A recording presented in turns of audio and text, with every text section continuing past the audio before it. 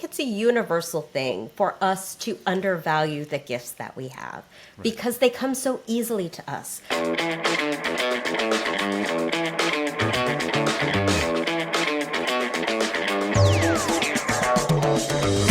Hello there, it's me, Steve Mellor, and welcome in to Growth Ready, the podcast that allows high performers to reveal the reality behind what it means to ready yourself for growth, the personal and professional challenges along the growth journey, while also allowing the high performance executive coach in me to satisfy his curiosity toward what drives optimal performance.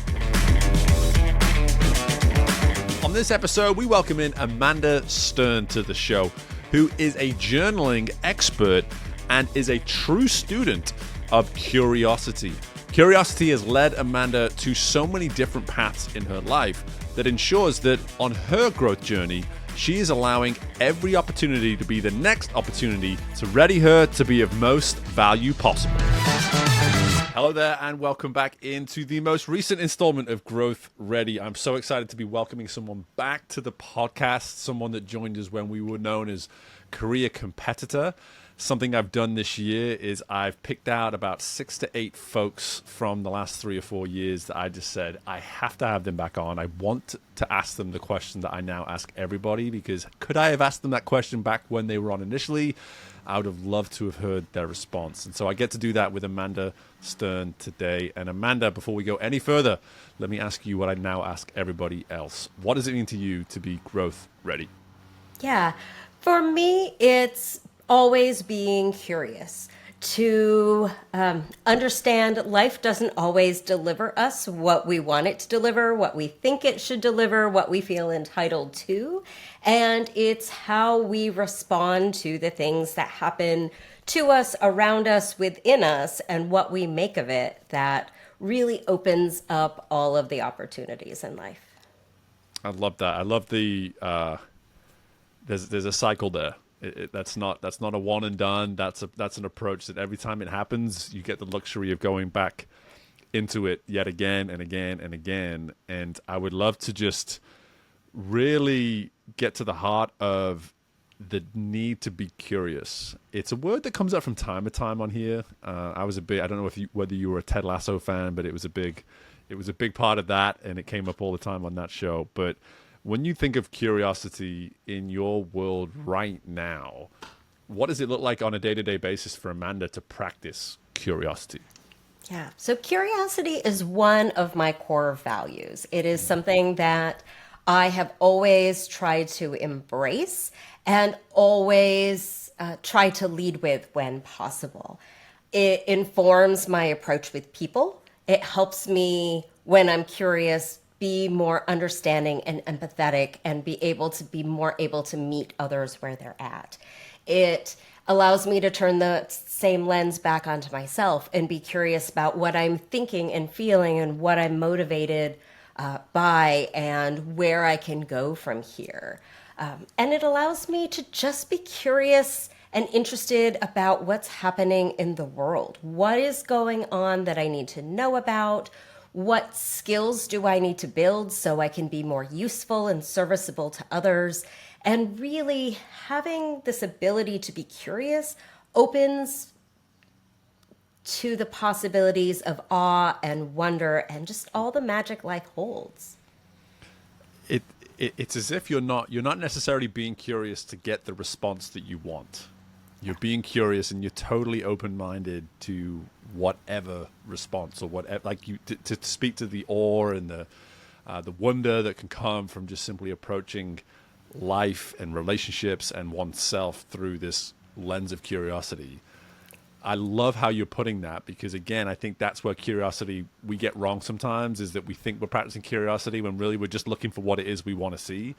And I'm hearing the opposite. So I'd love for you to go further on that. Yeah, it's not easy. It's No. not easy because, like so many people, I want what I want when I want it. I want my life to unfold the way I think life should unfold. And life doesn't always happen that way. But every time I can remember that it's not about what I want, it's about trusting the universe to give me what I need in that moment and trusting myself that I can make the best of what comes.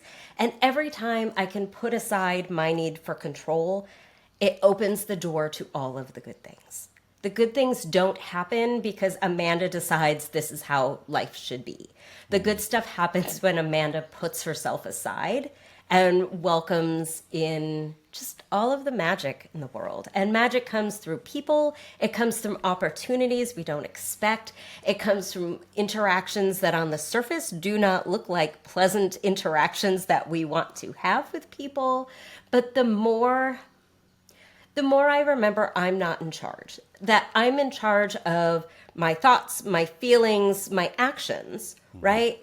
But I'm not in control of anything else. And when I remember that, and when I just remain open and curious to finding the good things, to making the best of things, to remembering that I'm not doing life by myself, that we're all in this together and we're all just walking each other home, it's when all the good stuff happens.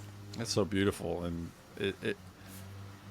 I love that everything you just said, you prefaced it with "it's not easy." I love that, because there is this very unicorn and rainbows, picture that suddenly comes to mind as you start explaining all this, and it makes me think of back when I was working with athletes, and it was the same thing. Like, you would ask them to step into a better place mentally and just think of themselves in a higher regard, or whatever it is, in this environment which it's so it's so intense, it's so competitive, etc. And I would always tell them, like, listen, I'm not asking you to lean into unicorns and rainbows, and I'm not telling you that any of this is going to be easy, but I like how you're putting it, and I'd love for you to actually elaborate a little bit more on this now, is this notion of how do I put myself to one side? And because when you hear that, you could be like, okay, hang on, so do I not make myself a priority? But then you elaborated. You said, no, I'm in charge of my thoughts, my emotions, etc. And so I would love to maybe even just get a better understanding of, again, as I asked you about curiosity, how you practice that. How do you practice this ability, or what does it mean to you, at least in further detail, to put yourself to one side? Yeah. So I think the key word is practice, because it's something that happens over and over and over again. And the more we do it, the better at it we become, like anything else. For me, it's come a lot through parenting. I have 3 now young adult children who are 22, 20, and 18. And learning to parent teenagers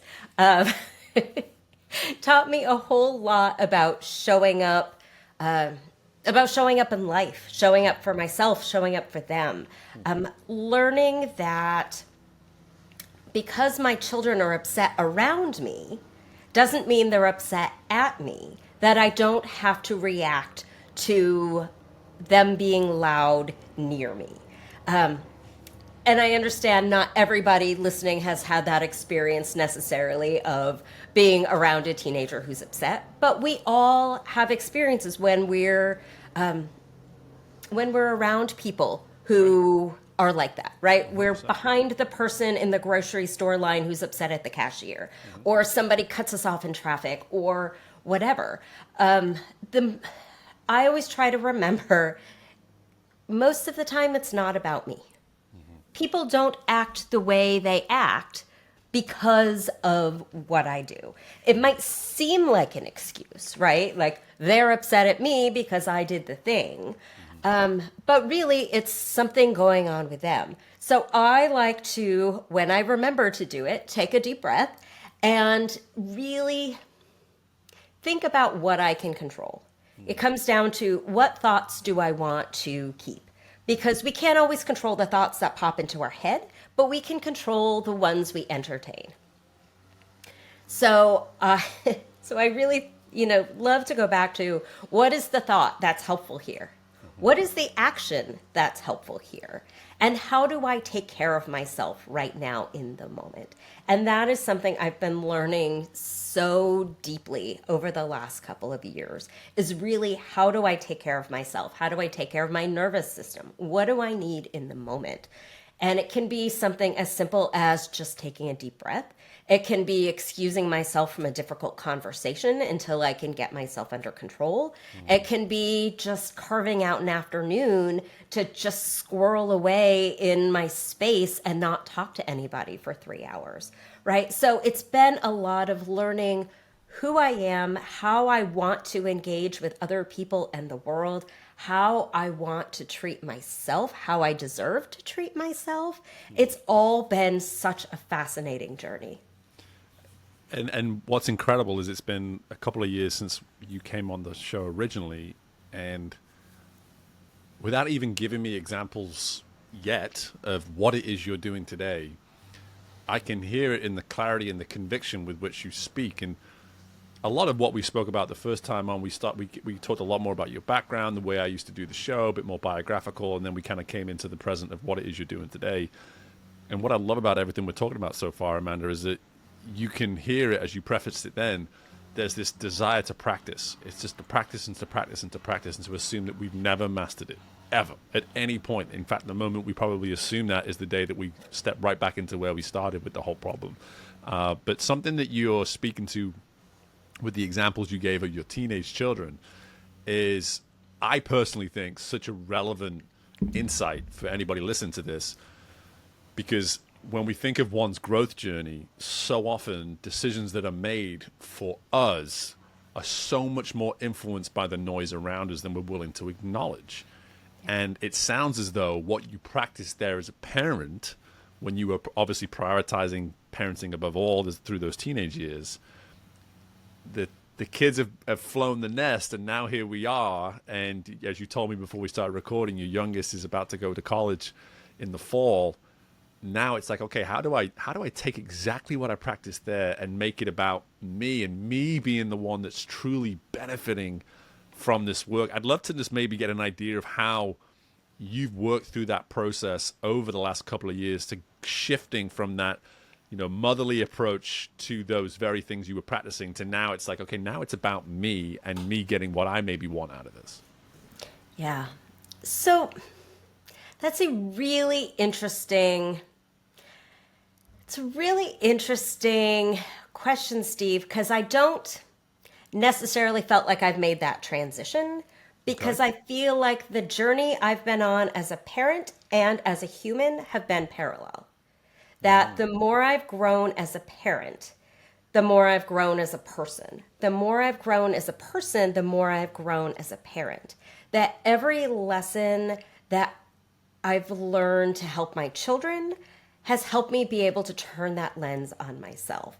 And a really big one is the lesson of meeting people where they're at, which is a lesson I worked really hard on a number of years ago with one of my teenagers who was very anxious, and their anxiety kept them from being able to do things that I thought were a given. Being able to go to school, being able to function around the house, being able to do basic life tasks. And it would confuse me because they'd be able to do these things on Monday and not on Tuesday. And then by Wednesday, I'd be like, just at my wit's end, why won't you do the thing?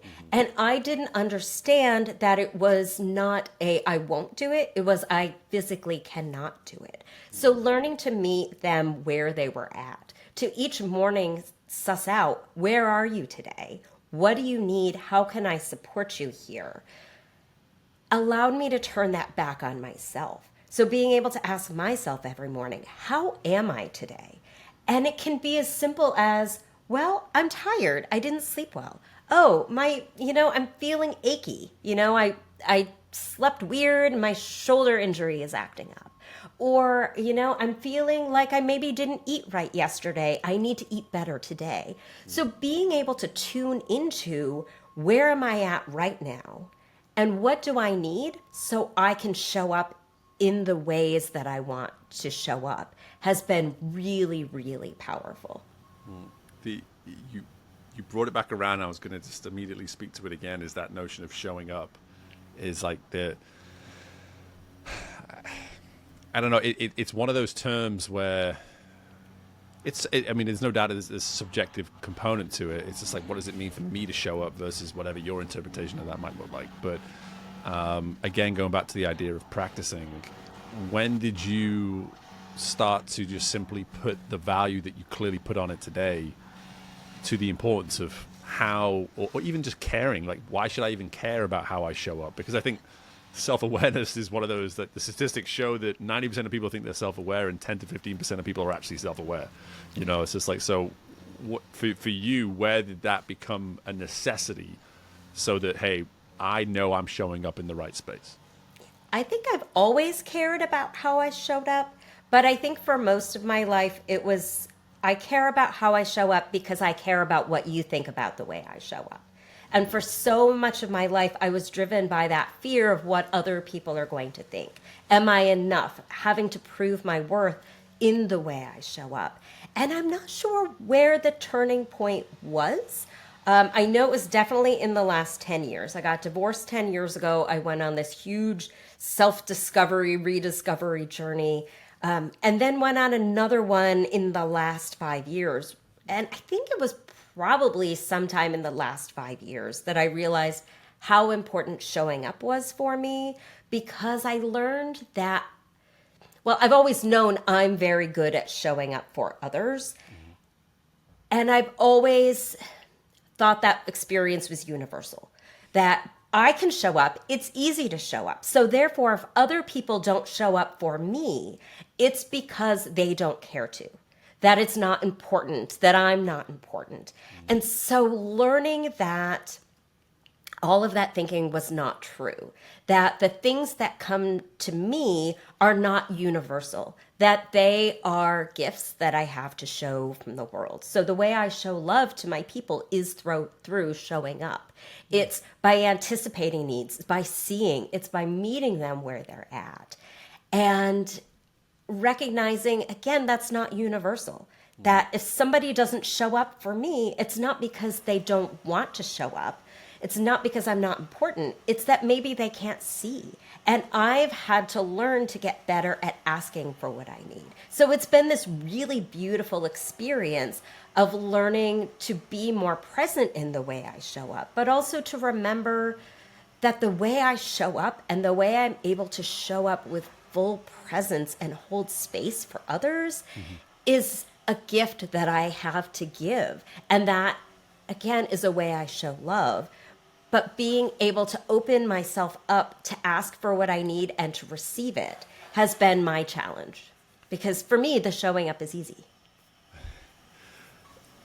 I think so many people are listening to this right now and thinking, you know what, when it comes to my respective talent, whatever my talent may be, and there's no doubt you have more than the ability to show up, but at the end of the day, if I have these talents, something I just heard there, it's like by getting past the fact that it isn't universal, you're actually holding yourself in a higher regard too. You're actually saying, like, I actually have a talent. I have a quality that not only others may not possess, but they may even sought after. Like, there may be leaders in the highest of high rises that can listen to what you're saying right now and be like, man, I would kill for the ability to be present in meetings. Like, I wouldn't even know where to start with what that would look like. And it goes from people in that position all the way to someone who's just hanging out with a friend at a coffee shop. It's like, I cannot stop looking at my phone. I cannot stop thinking about 10 things that are way more important to me than this ability that I wish I could have to simply show up and be present and not be so concerned about these other things going on in my world at that time.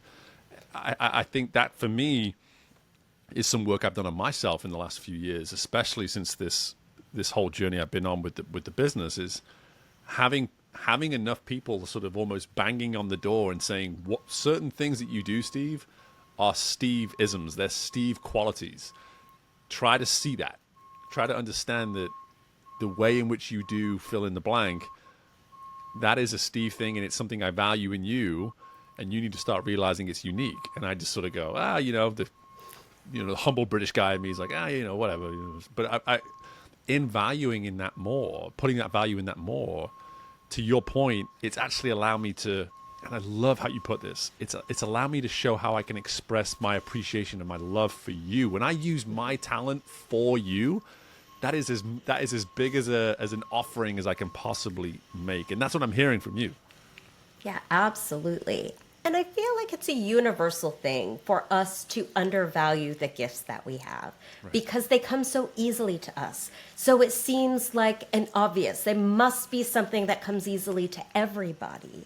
So being able to own, no, this is something that's special to me, a gift that I was given so that I can show up in a certain way in the world is really powerful. And remembering that we each have our set of gifts that we have to share. So mine are an opportunity to give to the world, but yours are an opportunity to show me where I can receive.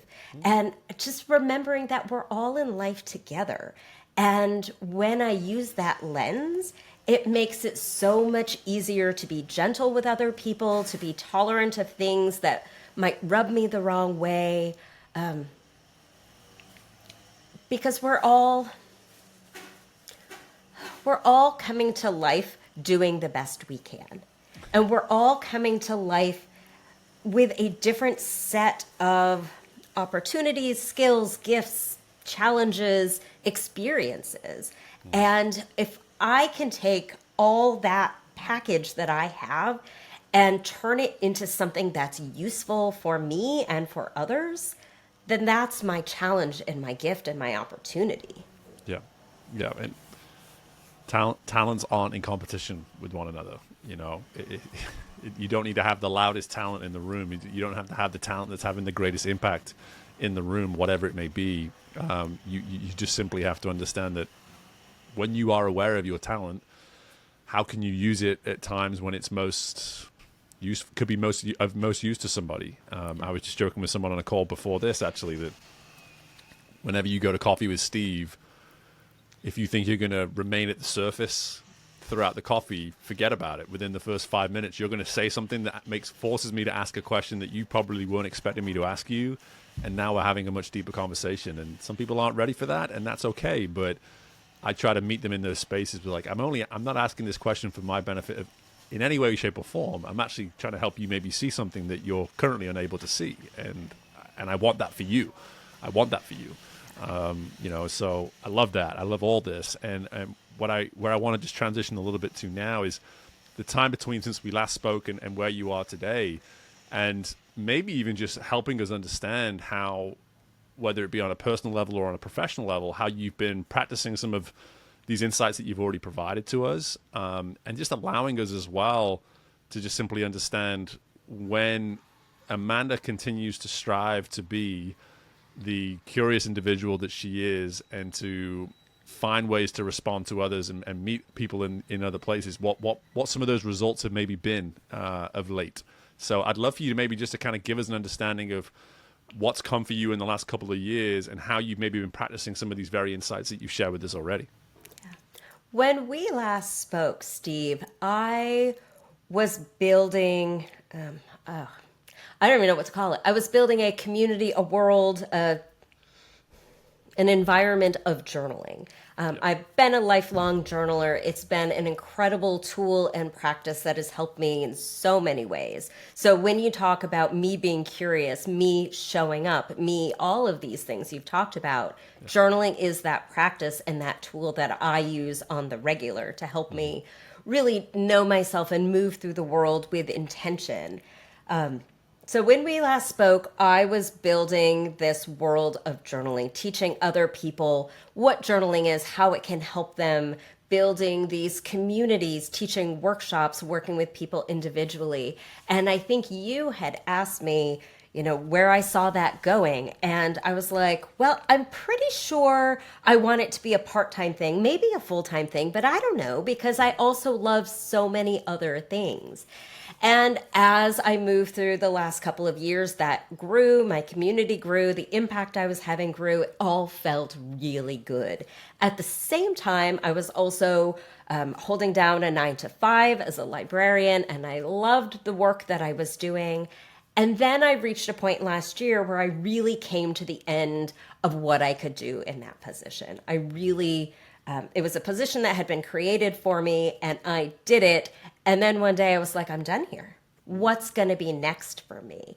And my first thought was, I will go all in on this journaling. It makes the most sense. And I went all in and very quickly learned my initial impressions were correct and I didn't want to do it full time.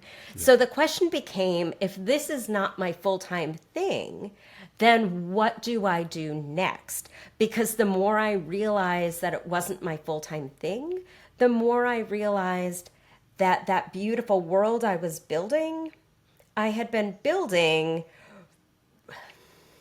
really as a shelter in the storm of the last few years of my life. I had a really tumultuous 2024. We had a death of a family member that I was not close to until the very end, and I was able to show up for themselves. And this is a story I should have shared. It was supporting my former mother-in-law through her end-of-life journey, which is a story that could take up an entire podcast. But when I think of showing up, I showed up for her, for myself, for my whole family in these beautiful, beautiful ways. And then had some other challenges last year. And just when I knew that journaling full time was not my thing, I really felt this detachment inside. And I mean that in the best way. It was permission to just let it go. And what I had been building had served its purpose. And while I'm still teaching workshops and helping people, I know it is not what I am called to do in this season. So the question was, what is next for me? And I really had a couple of months of really intense struggle because I couldn't find that thing. I am somebody, again, as curiosity as one of my core values and caring so much about how I show up in the world, where can I use that? Where am I needed? And I have this deep need to be needed. And so what I came up with was, it's not one big thing. Right now, I'm in a season of all the things. And so this summer, I'm juggling 4 part-time things in addition to my journaling work. They are all very different. They are all filling a different need. My calendar is it's very detailed, very color-coded, and the only thing keeping me tethered some days. But I'm doing library work part-time at a local library, and I love it. It is very part-time, just enough for me to show up, to be very present, to enjoy where I am, and to leave it behind until the next shift. I am doing development and fundraising work, which is new to me in a new industry and for a new community. So it's really cool to be able to learn these new skills, to have a very big skill gap that I am closing very rapidly. So I feel like I'm being challenged, I'm learning and growing there and having an impact in that way. I am part-time managing events and coordinating events on a public street here in Hartford. It's a street that's pedestrian street full of businesses and restaurants, and we bring in events all the time. So this summer I am out in the world for the first time in a long time, it feels like, on such a large basis.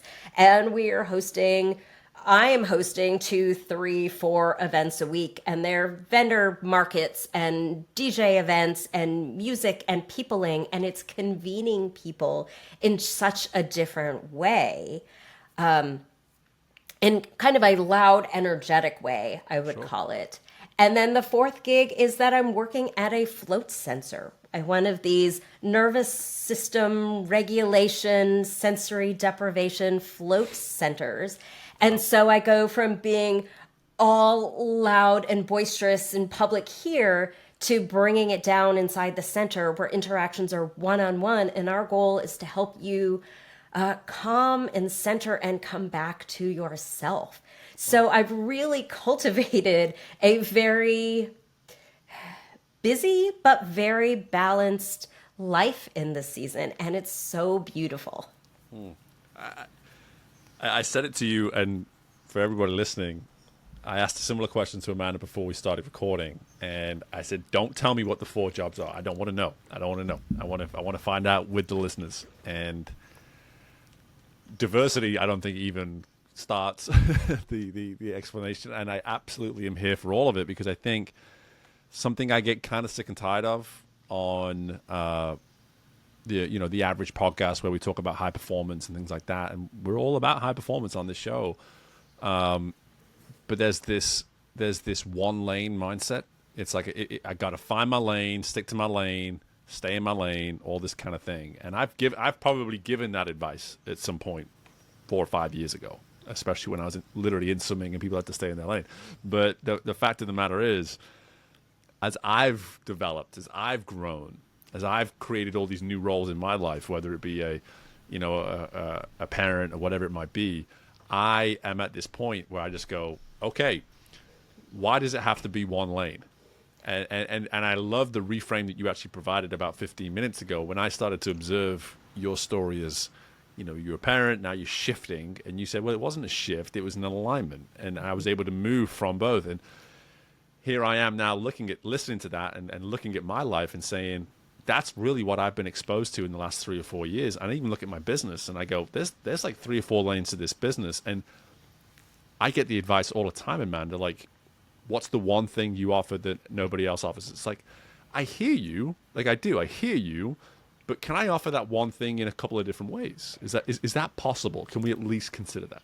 Yeah, the one thing you're offering is you. And Right. This is the thing that it's taken me a long time to wrap my head around. Going back to what I said before, that the things that come naturally to us, we just assume are universal, right? What I can give most to other people is myself. So when I think of showing up, that's why it's so valuable to me, because that's what I truly have to give. And for me, I believe you had asked earlier, what does showing up look like? Yeah. And the answer is it's different. It's different Right. in every space, which I think is the most beautiful thing. And the question I ask myself all the time is, how can I be serviceable here? Right? And so I'm always thinking, what can I learn? What can I develop? What skill bank can I build so I can be more useful? Everything I learn, my family laughs at me because I'm always learning something, but everything I learn just gives me more to be able to contribute. And I think that's the coolest thing. And the challenge for me, the other challenge, has been in really valuing my intangibles, right? So often in high performance society, right? What are the skills that are valuable? What are the skills that are lucrative when we're looking at jobs and what people are willing to pay for, right? I've always said my hardest skills are the soft skills. It's my ability to show up, to be present, to listen, to ask insightful questions. My ability, you were talking about, going deep right away. That's the world I live in. And I always thought that everybody must share everything with everybody. Right. And I've learned over and over, no, that's not true, right? So being able to value these skills and taking them where I know they're going to be valued, even in such a consumerism, capitalistic society that tells us these skills are valuable, these are not, right? Like some of the most important skills are the strongest in people who don't make the highest salaries. If you've ever seen somebody in a customer service who just nails it every time, I mean, that person should be making, multiple 6 figures because it's not universal. So being able to really show up in spaces where those skills I bring can be used, can be valued, has been really an interesting journey for me.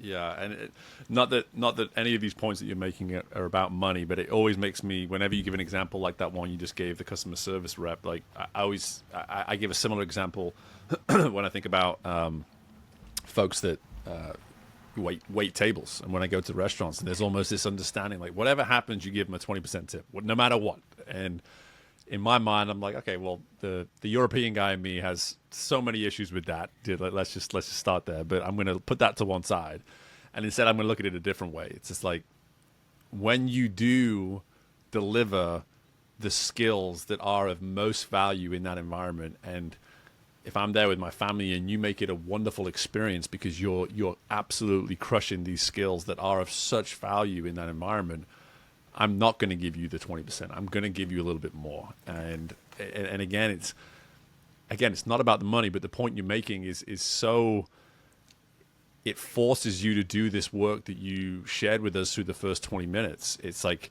to ask a question like, hey, where are my skills of greatest value? Not where can I make the most money? Like, I get it. I understand the appeal of that. But I get to sit in the world I do today, and it certainly sounds as though you do, where I don't think about the monetary side of things a whole lot when I get to just receive consistent feedback of how my value is being appreciated and felt. And that came from so much work of being like, where the heck can this skill of mine to listen, to ask powerful questions, where can it be of use in this world?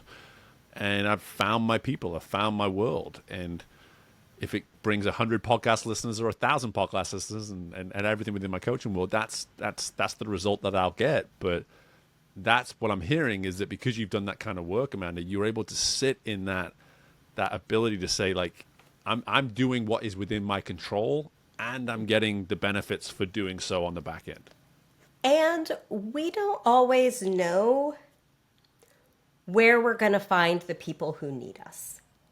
And I think that's the thing that always gives me goosebumps when I think about it. When I look at every opportunity as an opportunity for the universe to open the door and match what I can bring with who needs it, that's when all the magic happens.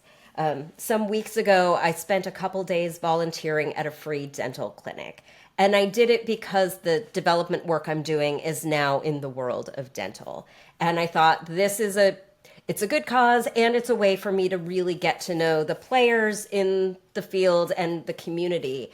And it was eye-opening when I looked at the ways I could help. I'm not a dentist. I'm not a dental professional. I'm a person with people skills. So I spent the first couple hours each morning really working the line. At first, it was walking through and finding children and veterans to bring them to the front of the line for servicing.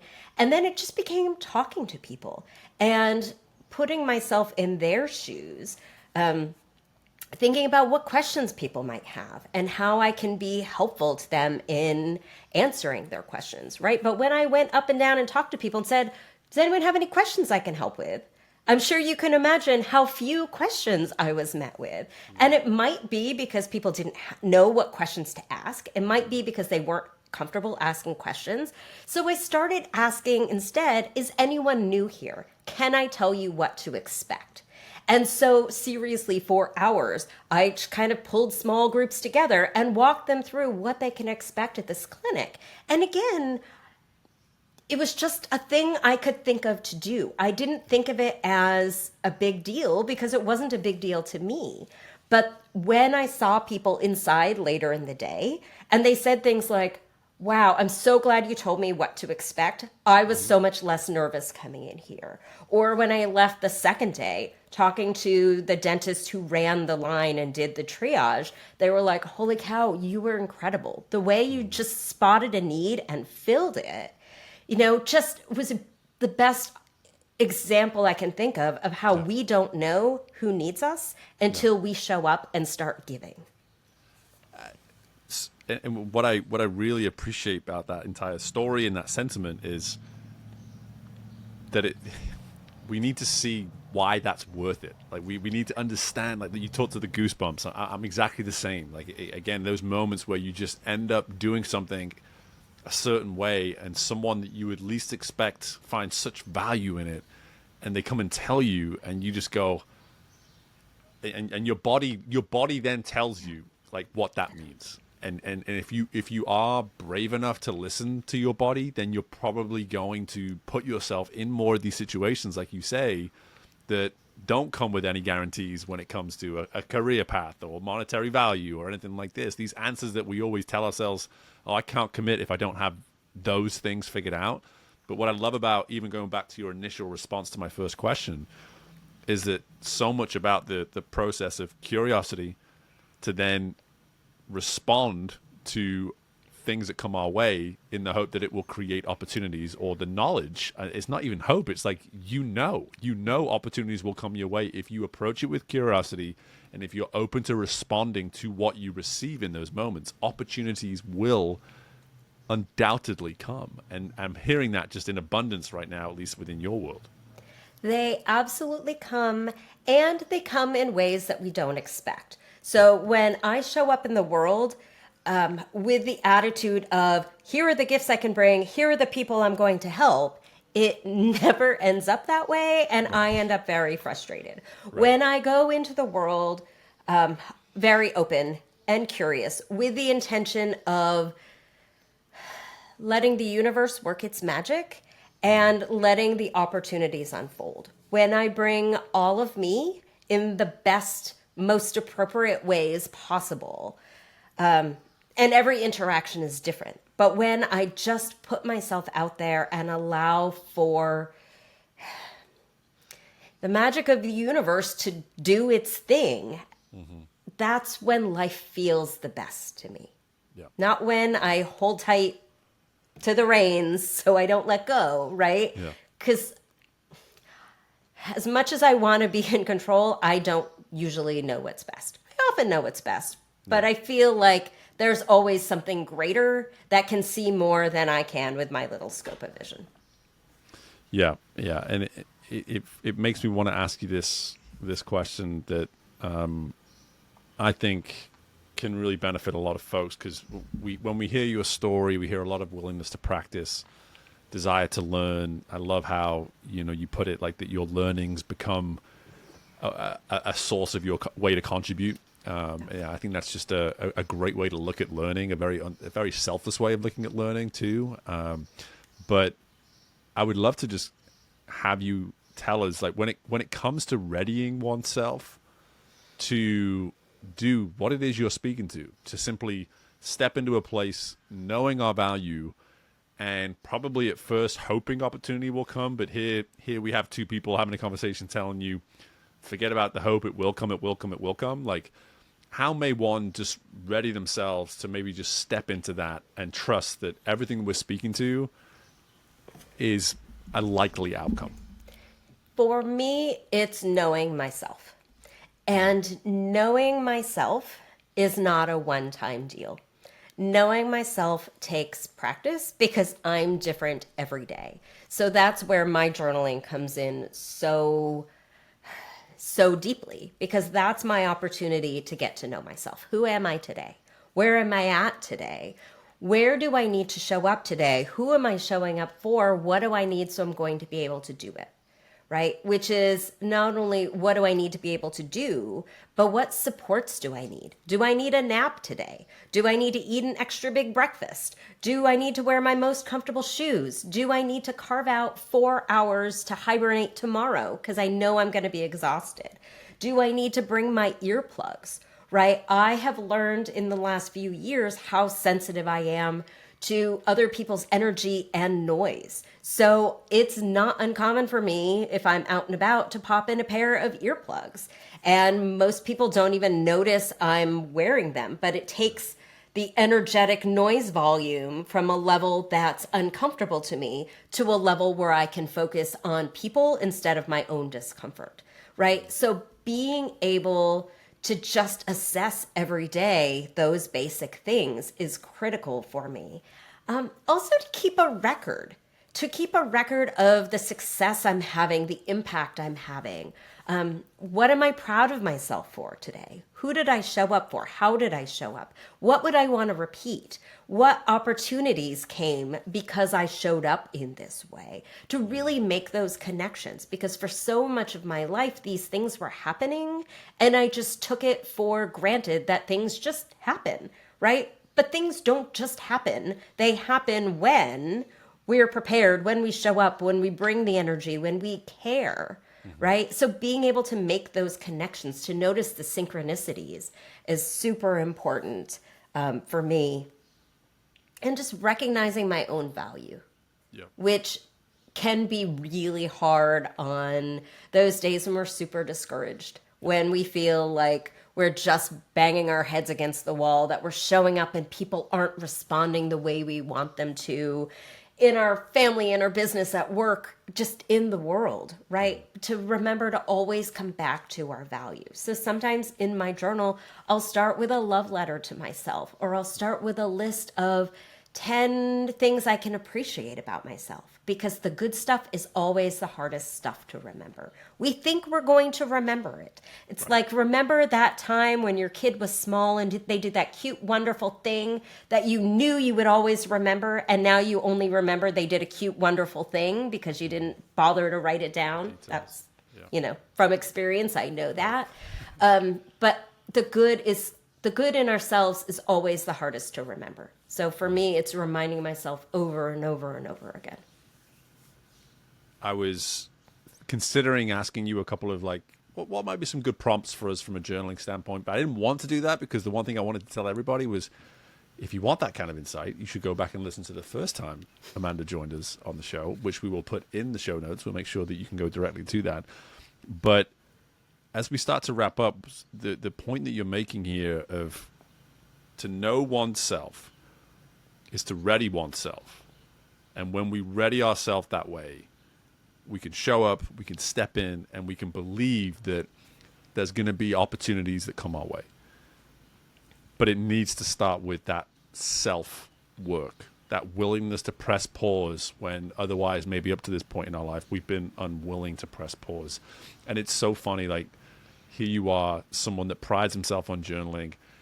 And I will tell people all the time, yeah, I journal. But it's only partly true. It's very seasonal. I was crushing my journaling through the first 3 or 4 months of this year. Had we done this episode 3 months ago, I would have been like, oh my gosh, I would be your number one student right now. And then here I am the last 2 months. I can't remember the last time I picked it up. And I have prompts. I make it as easy as I possibly can for myself. And lo and behold, there's been a few moments in the last 2 months where I've kind of felt myself hit a wall, or I felt myself a little bit lost in certain environments. And most importantly, the piece that you're harping on here, which I think is so, so, so critical that we all take away, is that I can't remember the last time I documented something great that I did. And that's the stuff that keeps you going. Then you can go back and have this documented feedback on yourself, by yourself, that your future self needed to read when you're in your lowest moment. And that's what I'm hearing in terms of the practice of this. And I'd love to just, if there was a final question that I had for you, we're all about discipline on this show. We want to be able to build discipline and build muscles to do certain things. When you think about those that journal, like yourself, that have the ability to do it and do it and do it again, how do we develop the discipline? How do we develop the muscle to make it part of what we do day in, day out? Yeah. I would start with having one experience that shows you the value. Because journaling, as much as it's been a valuable practice and tool for me, is not something that everybody needs. I think everyone can value from it, but I've met plenty of people who have other disciplines that take that place. But everybody, I truly believe, needs some practice. And it could be journaling, it could be yoga, it could be walking in nature. That's going to bring you back to yourself. That's going to remind you who you are. That's going to help you find yourself when you get lost. I feel like we all know that. But in order to build that discipline, first we need to believe that thing is worth spending our time and energy on. So if we can connect just that one time. So Steve, if you journal seasonally, beautiful. That's really wonderful, because you might be in a season where you have other things that are taking that place. And that's great. And you can go back and return to that practice whenever you need it. It is there for you. So often I talk to people and they're like, yeah, I'm not consistent with my journaling. And I say, well, do you turn to it when you need it? And does it help you? And they're like, yeah. I'm like, then you're consistent. You're doing it right.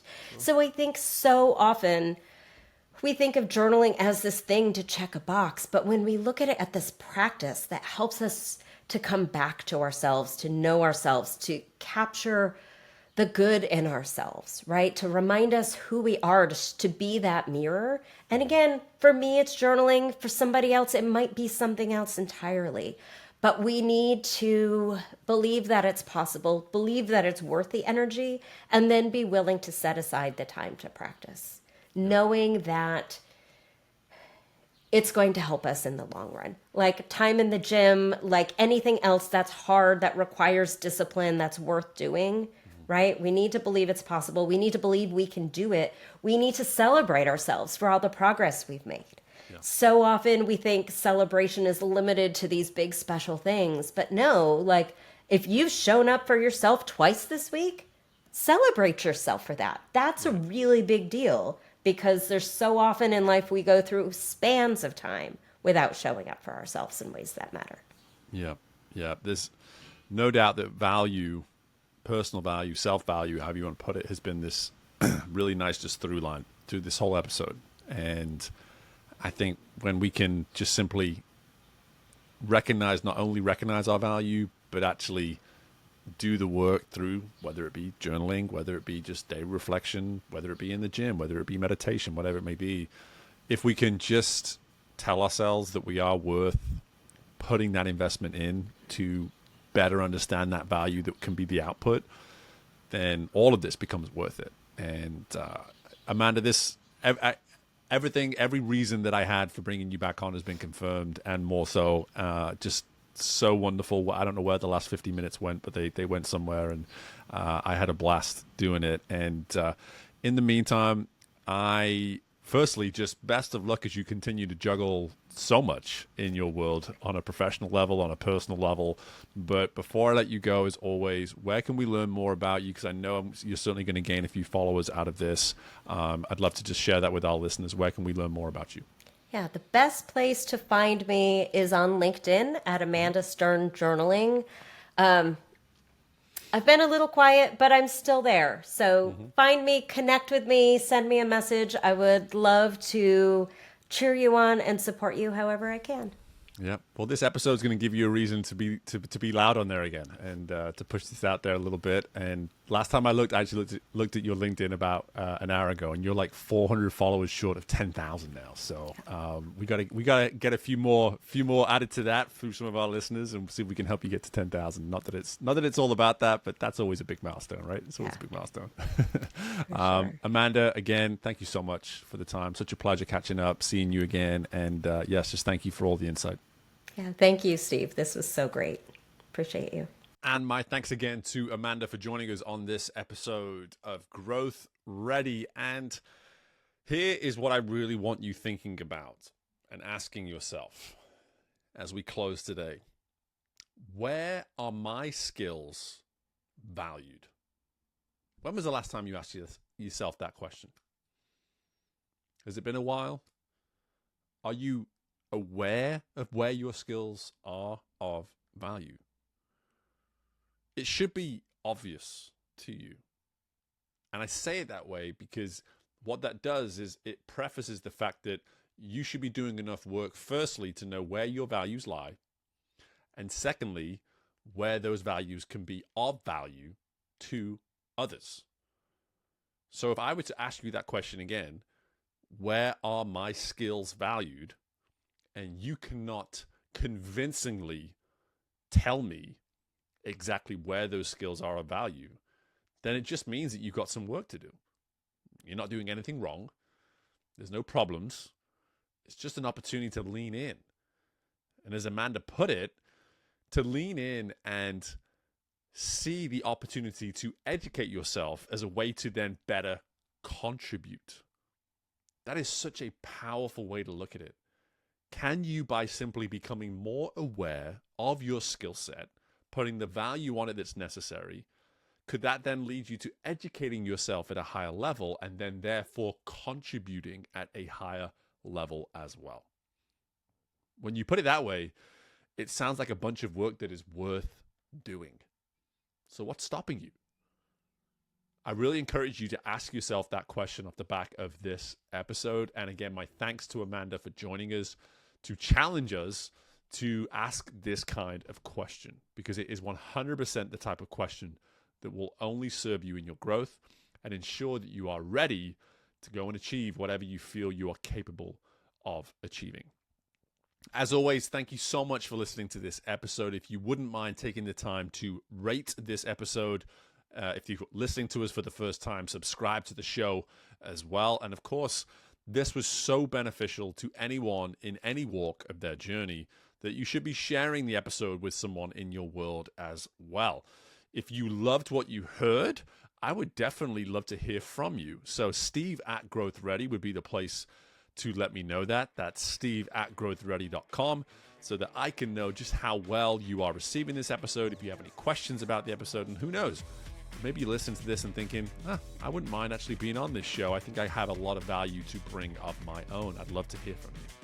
In the meantime, best of luck with anything and everything you have going on in your world, and I look forward to doing this again with you very soon. Bye for now.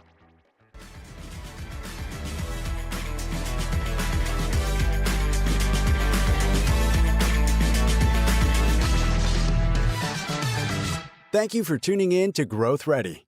If you liked what you heard and are feeling ready to grow, be sure to leave a 5-star rating, subscribe to the show, and share the episode with someone you know is ready to fuel their growth journey today. We love our community, so don't hesitate to reach out to us at podcast@growthready.com.